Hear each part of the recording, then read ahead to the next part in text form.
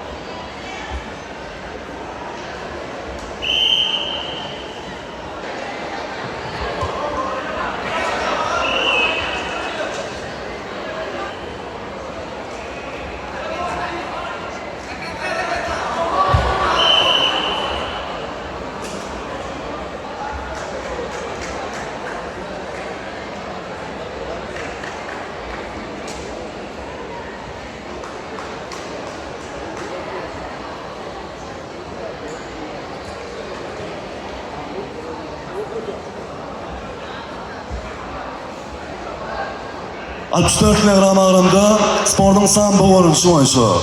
Turkmenistan'ın şampiyonu Bayramov Bavrun Murat. On karşısındası Babekov Muhammed Murat ikinci onunla münasip oldu.